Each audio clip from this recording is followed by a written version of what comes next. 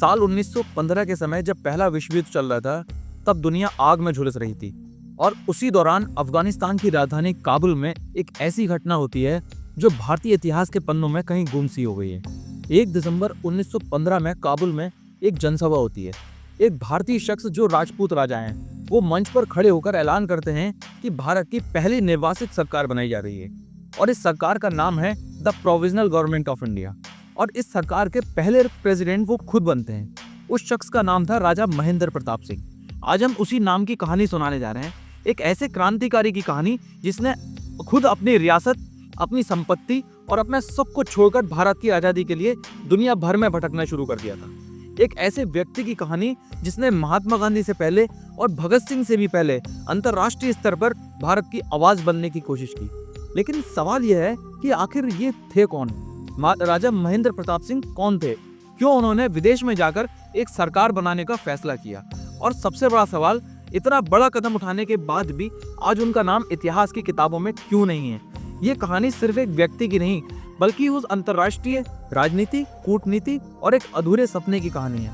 पहला सवाल है कि आखिर ये राजा महेंद्र प्रताप सिंह कौन थे? राजस्थान सरकार अभिलेखागार के दस्तावेजों और इंडियन नेशनल आर्काइव्स के रिकॉर्ड्स के मुताबिक राजा महेंद्र प्रताप सिंह का जन्म 1 दिसंबर 1886 को उत्तर प्रदेश के हाथरस जिले के वृंदावन में हुआ था। वो हाथरस रियासत के राज परिवार से ताल्लुक रखते थे। उनके पिता का नाम घनश्याम सिंह था। बचपन में ही उन्हें उनके चाचा राजा हरनारायण सिंह ने गोद दे लिया था, जो हाथरस रियासत के राजा थे। इस तरह महेंद्र प्रताप सिंह हाथरस रियासत के उत्तराधिकारी बन गए। लेकिन यहीं से उनकी जिंदगी का एक अजीब मोड़ आता है। द हिंदू अखबार में प्रकाशित एक ऐतिहासिक लेख के अनुसार महेंद्र प्रताप सिंह ने कभी भी अपनी रियासत की गद्दी नहीं संभाली, क्योंकि वो ब्रिटिश साम्राज्य के तहत एक राजा बनकर रहना बिल्कुल पसंद नहीं करते थे। उनका मन आजादी की लड़ाई में था और इसी जुनून ने उन्हें एक अलग रास्ते पर डाल दिया। वो महात्मा गांधी, लोकमान्य तिलक और अन्य क्रांतिकारियों के संपर्क में आए, लेकिन उनकी रणनीति बिल्कुल अलग थी। उनका मानना था कि सिर्फ भारत के अंदर रहकर ही आजादी नहीं मिल सकती, बल्कि अंतर्राष्ट्रीय समर्थन जुटाना भी बहुत ज्यादा जरूरी है, खास तौर पर उन देशों का समर्थन जो ब्रिटेन के दुश्मन है। साल 1914 में पहला विश्व युद्ध शुरू हो गया। ब्रिटेन, जर्मनी, ऑस्ट्रिया, हंगरी और ऑटोमन साम्राज्य तुर्की के खिलाफ लड़ रहा था। यहीं पर राजा महेंद्र प्रताप सिंह को एक रणनीतिक मौका मिला। उन्होंने सोचा, क्यों ना ब्रिटेन के इन दुश्मन देशों से मदद ली जाए। अगर ये देश भारत की आजादी के पक्ष में बोलेंगे तो अंतर्राष्ट्रीय दबाव बनेगा। लेकिन सवाल ये था कि कैसे जाएं विदेश? ब्रिटिश सरकार तो उन पर लगातार नजर रख रही थी। तो उन्होंने एक चाल चली। इंडियन एक्सप्रेस में छपी एक रिपोर्ट के मुताबिक राजा महेंद्र प्रताप सिंह ने 1914 में ही स्विट्जरलैंड की यात्रा की, जिसकी औपचारिक वजह थी शिक्षा और स्वास्थ्य। लेकिन असली मकसद था यूरोप में बसे भारतीय क्रांतिकारियों और जर्मन अधिकारियों से मिलना। वो स्विट्जरलैंड से जर्मनी गए और वहां उन्होंने जर्मन सरकार के सामने एक प्रस्ताव रखा। अगर जर्मनी भारत की आजादी में समर्थन करे तो भारत के लोग ब्रिटिश साम्राज्य के खिलाफ विद्रोह कर देंगे। जर्मन सरकार इस प्रस्ताव में दिलचस्पी दिखाने लगी, क्योंकि अगर भारत में ब्रिटिश सेना उलझ जाती तो यूरोप के मोर्चे पर जर्मनी को काफी ज्यादा फायदा होता। लेकिन राजा महेंद्र प्रताप सिंह का लक्ष्य सिर्फ जर्मनी नहीं था, उनकी नजर थी अफगानिस्तान पर। अफगानिस्तान उस वक्त एक स्वतंत्र देश था, लेकिन अफगानिस्तान में भी ब्रिटिशों का दबदबा था।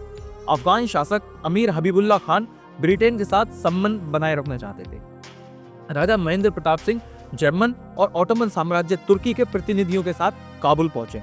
उनके साथ थे प्रसिद्ध क्रांतिकारी मौलवी बरकतुल्लाह भोपाली और ओबेदुल्ला सिंधी। और फिर आया वो ऐतिहासिक दिन, 1 दिसंबर 1915 काबुल में एक बड़ी सभा हुई। इस सभा में राजा महेंद्र प्रताप सिंह ने the provisional government of India, मतलब भारत की अंतरिम सरकार की स्थापना की घोषणा कर दी। रॉयटर्स के उस जमाने के संचार और ऐतिहासिक अभिलेखों के अनुसार इस सरकार के मुख्य पदों का ऐलान किया गया, जिसमें प्रेसिडेंट राजा महेंद्र प्रताप सिंह थे, प्रधानमंत्री मौलवी बरकतुल्लाह भोपाली थे और सेनापति हजरत मोहनी, जो एक अन्य क्रांतिकारी थे। इस सरकार ने खुद को भारत की वैध सरकार घोषित की और ब्रिटिश सरकार को अवैध बताया।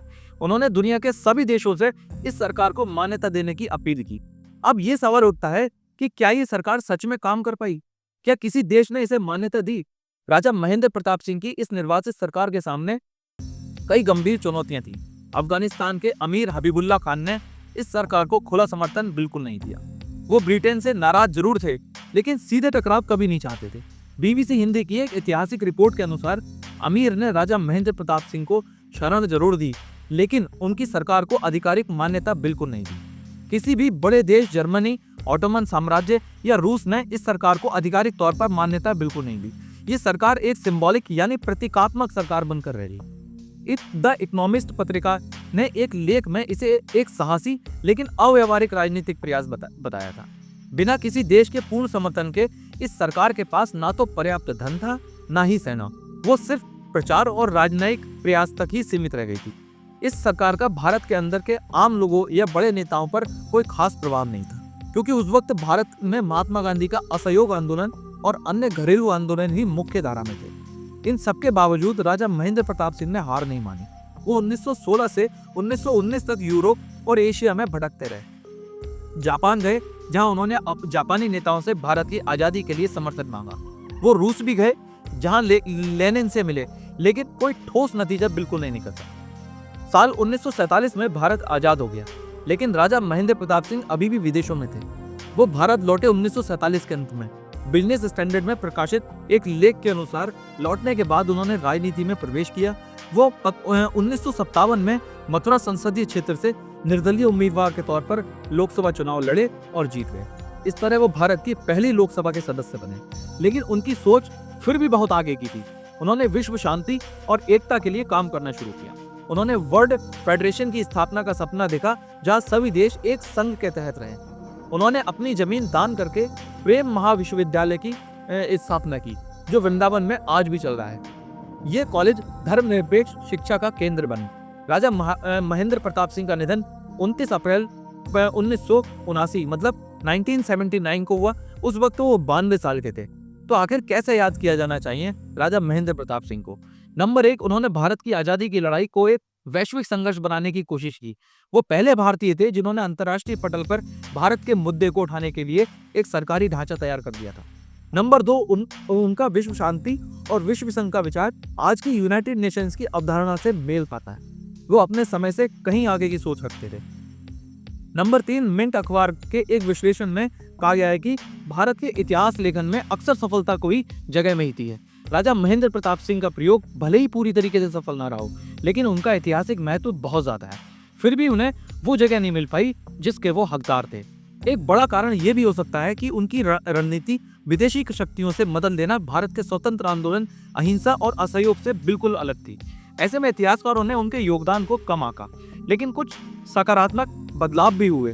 भारत सरकार ने 2015 में राजा महेंद्र प्रताप सिंह की जन्मशती के अवसर पर एक डाक टिकट जारी किया और उनके नाम पर अलीगढ़ में राजा महेंद्र प्रताप सिंह राज्य विश्वविद्यालय की स्थापना की घोषणा हुई। राजा महेंद्र प्रताप सिंह की कहानी एक ऐसे व्यक्ति की कहानी है जिसने अपनी पूरी जिंदगी एक सपने के लिए समर्पित कर दी। वो सपना था एक स्वतंत्र भारत का और उससे भी आगे एक शांतिपूर्ण विश्व का। उनका काबुल में बनाया गया प्रोविजनल गवर्नमेंट ऑफ इंडिया शायद दुनिया की नजरों में एक सफल सरकार नहीं बन सका, लेकिन ये एक साहसिक प्रयोग था।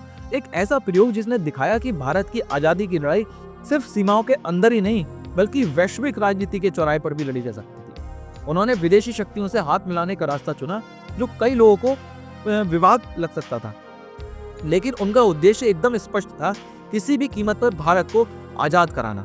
आजादी के बाद जब वो लोकसभा सदस्य बने तो उन्होंने शिक्षा और विश्व शांति जैसे मुद्दों को आगे बढ़ाया। ये दिखाता है कि उनके लिए राजनीति सिर्फ सत्ता का हस्तांतरण नहीं थी, बल्कि एक बेहतर समाज की शुरुआत थी। आज जब हम उनकी कहानी देखते हैं तो एक बात बिल्कुल साफ होती है कि इतिहास में कुछ लोग जीतने के लिए नहीं बल्कि एक रास्ता दिखाने के लिए होते हैं। राजा महेंद्र प्रताप सिंह ने वो रास्ता दिखाया जो उनके समय में शायद बहुत ही कठिन था, लेकिन उनकी कोशिश, उनका सपना और उनका बलिदान हमेशा याद रखा जाएगा। वो सिर्फ एक राजा नहीं, एक क्रांतिकारी नहीं, बल्कि एक दूरदर्शी थे, दूर की सोच रखने वाले व्यक्ति थे, जिन्होंने अपने समय से आगे की सोची।